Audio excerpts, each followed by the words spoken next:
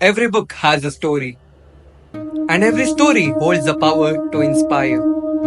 As I open this book, I'm reminded that sometimes the greatest heroes are those we least expect, and the stories have the power to change lives.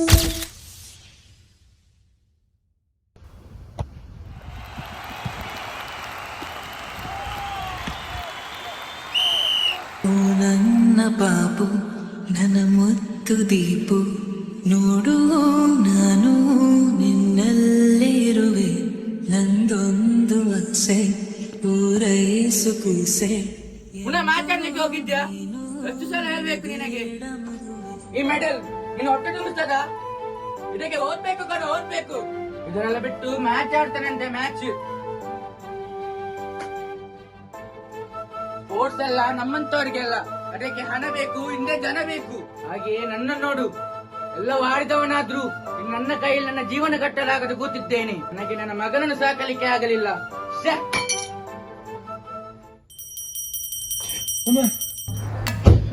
ಏನಾಯ್ತು ಮಗ?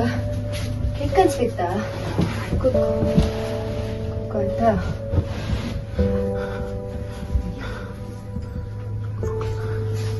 ಪ್ರಸಾದ ಹಾಕ್ತೀನಿ, ಎಲ್ಲ ಸರಿ ಹೋಗ್ತದೆ. ನನಗೆ ಸಾಕಾಗಿದೆ ಇಲ್ಲಿ ಕೂತ್ಕೊಂಡು. ಯಾಕೆ ಪುಟ್ಟ, ಏನಾಯ್ತು? ಇದೇ ಕತ್ತಲ ಕೋಣೆ, ಈ 4 ಗೋಡೆಗಳ ನಡುವೆ ಇರೋದಕ್ಕಿಂತ ಸಾಯೋದೇ ವಾಸಿ. ಬಿಟ್ಟು ನಂಗೆ ಅಂತ ಯಾರಿದ್ದಾರೆ ಕಂದ? ನೀನೇ ಹೀಗೆ ಹೇಳಿದ್ರೆ ಹೇಗೆ? ನಂಗೆ ಅಂತ ಇರುದು ನೀನೊಬ್ನೇ ಅಲ್ಲ. ಯಾರು ನಿನ್ನನ್ನು ಇಲ್ಲೇ ಇರ್ಲಿಕ್ಕೆ ಹೇಳಿದ್ರು? ನೀನು ಕೂಡ ಹೊರಗೆ ಹೋಗಿ ಬೇರೆ ಮಕ್ಕಳೊಂದಿಗೆ ಆಡಿದ್ರೆ ನನ್ಗೂ ಖುಷಿ ಅಲ್ಲ ಕಂದ. ಆದ್ರೆ ನೀನು ಈ ಕತ್ತಲೆ ಕೋಣೆಯನ್ನೇ ನಿನ್ನ ಪ್ರಪಂಚ ಅಂತ ಅಂದ್ಕೊಂಡಿದ್ದೀಯ. ಆಂಟಿ ಇದ್ದೀರಾ? ಶುರು ಆಯ್ತು ಇವರದ್ದು ಸಂಗೀತ ಕಚೇರಿ.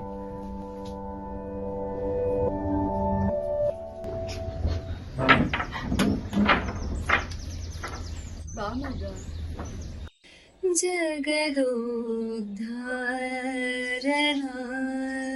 ಆಡಿಸಿದಳೆ ಎಂತಾಯ್ತಂಡಿ? ಏನಿಲ್ಲ ಮಗ, ಹೇಳಿ ಆಂಟಿ. ಎಂತಂತ ಹೇಳದ್ ಮಗ, ಅರುಣ್ಗೆ ಯಾವಾಗ್ಲೂ ಅವನ ಅಪ್ಪಂದೇ ನೆನಪು. ಅವರು ಒಳ್ಳೆ ವಾಲಿಬಾಲ್ ಪ್ಲೇಯರ್, ನ್ಯಾಷನಲ್ ಲೆವೆಲ್ ವರೆಗೆ ಹೋಗಿದ್ದಾರೆ.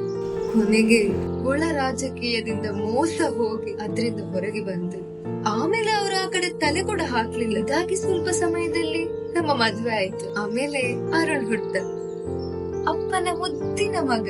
ಅವರು ಇಡೀ ದಿನ ಅವನ್ ಜೊತೆನೆ ಸಮಯ ಕಳೀತಾ ಇದ್ರು. ಅವನ ತೊದಲ ಮಾತು, ಪುಟ್ಟ ಪುಟ್ಟ ಹೆಜ್ಜೆ, ಆ ನಗು ನಮ್ಮ ಸಂಸಾರಕ್ಕೆ ಯಾರ ಕಣ್ಣು ಬಿತ್ತೋ ಏನು. ಅರುಣ್ಗೆ ಆಗ 3 ವರ್ಷ ಅಷ್ಟೇ. ಅಪ್ಪನ ಜೊತೆ ಆಟಾಡ್ತಾ ಇದ್ದ, ಟಪ್ ಅಂತ ಕೆಳಗೆ ಬಿದ್ದ. ಅದೇ ಕೊನೆ, ಮತ್ತೆಂದು ಅವ ಏಳೇ ಇಲ್ಲ. ಅವನ ಕಾಲ ಬಲವೇ ಹೋಯ್ತು. ಆದ್ರೂ ಅವನ ಖುಷಿಗೋಸ್ಕರ ಅವ್ರು ತುಂಬಾ ಕಷ್ಟಪಟ್ಟು ದಿನ ರಾತ್ರಿ ಕೆಲ್ಸಕ್ಕಾಗಿ ಹುಡುಕಾಡ್ತಾ ಇದ್ರು. ಫೋರ್ಸನೆ ನಂಬಿದವರಿಗೆ ಎಲ್ಲೂ ಕೆಲ್ಸವೇ ಸಿಗ್ಲಿಲ್ಲ. ಕೈಯಲ್ಲಿ ಒಂದಾಣೆ ಕಾಸು ಇರ್ಲಿಲ್ಲ. ಆದ್ರೂ ಅವನಿಗೆ ಒಳ್ಳೆ ಜೀವನ ಕೊಡ್ಬೇಕಂತ ತುಂಬಾ ಕನಸು ಕಾಡ್ತೇನೆ. ಸಮಯದಲ್ಲಿ ಮಗ ಇಡೀ ಊರಿಗೆ ಕೂತ್ಕೊಂಡು ಕಥೆ ಹೇಳಿ. ಎಂತ ಮಗ? ಮೀರಾ, ಇವತ್ತಿಗೆ ಸಾಕು, ನೀನ್ ಹೊರಡು. ಅಣ್ಣ, ನಾಳೆ ರಕ್ಷಾ ಬಂಧನ. ನಾನ್ ನಿಮ್ಗೆ ದೊಡ್ಡ ರಾಖಿ ತರ್ತೇನೆ. ನಂಗೆ ನೀವು ದೊಡ್ಡ ಚಾಕ್ಲೇಟ್ ಕೊಡ್ಬೇಕು. 2 ಕೊಡ್ಬೇಕು. ನಿಲ್ಲು, ನಾನು ಅವಳನ್ನು ಬಿಟ್ಟು ಬರ್ತೇನೆ. ಅವಳಿಗೆ ಅಂತ ಹೋಗ್ಲಿಕ್ಕೆ ಗೊತ್ತಿಲ್ವಾ?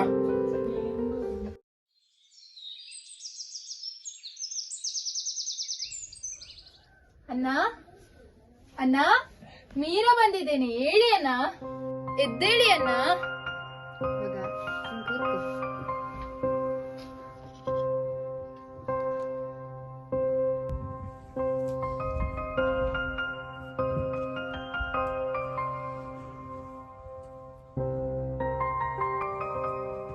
ಅಣ್ಣ, ಯಾಕಣ್ಣ ಸುಮ್ಮನಿದ್ದೀರಾ?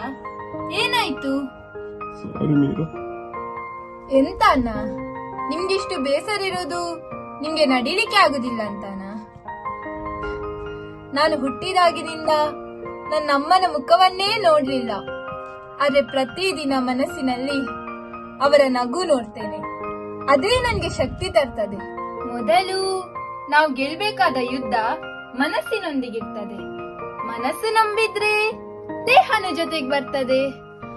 ಆದ್ರೆ ಮನಸ್ಸನ್ನೇ ಈ 4 ಗೋಡೆಗಳ ಕತ್ತಲೆ ಕೋಣೆಯಲ್ಲಿಟ್ರೆ ಎಂತ ಸಾಧ್ಯನ್ನ? ಆಂಟಿ, ನಾನಿನ್ ಬರ್ತೇನೆ. ಆಯ್ತು ಮಗ, ಬಾ ಹೋಗ್ಬಾ ಆಯ್ತಾ.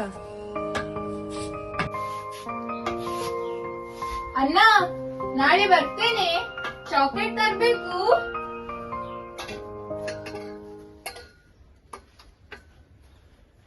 ಎಲ್ಲ ಮಗ, ಬರ್ತೇನಂಟಿ. ಬಾಯ್.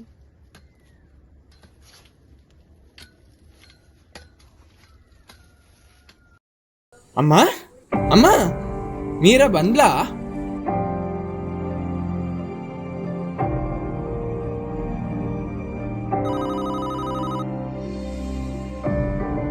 ಹಲೋ,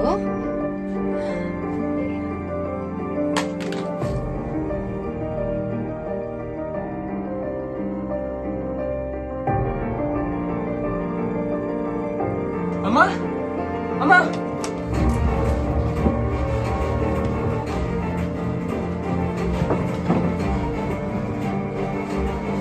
ಮಗ,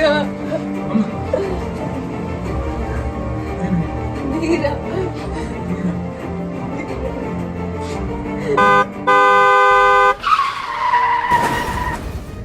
ಎಂದು ಬೆಳಕನ್ನೇ ನೋಡದ ನೀನು ಬೆಳಕಾಗಿ ಬಂದೆ ನನ್ನ ಪಾಲಿಗೆ. ಮನಸ್ಸಿಲ್ಲದ ಮನಸ್ಸಿನಲ್ಲಿ ಇದ್ದೆ ನಾನು. ಕನಸು ಕಾಣುವ ಪರಿಯನ್ನು ತಿಳಿಸಿದವಳು ನೀನು. ನಿನ್ನ ಕೈ ಹಿಡಿದು ಹಾದಿ ತೋರಿಸಲು ಅಂಗಲಾಚಿದೆ ನನ್ನ ಬಲಹೀನ ಕೈಗಳು. There's always someone like Meera in our lives. Someone who stands by us, gives without us. Most of us never get the chance to thank. But if you can, don't wait. Thank them today.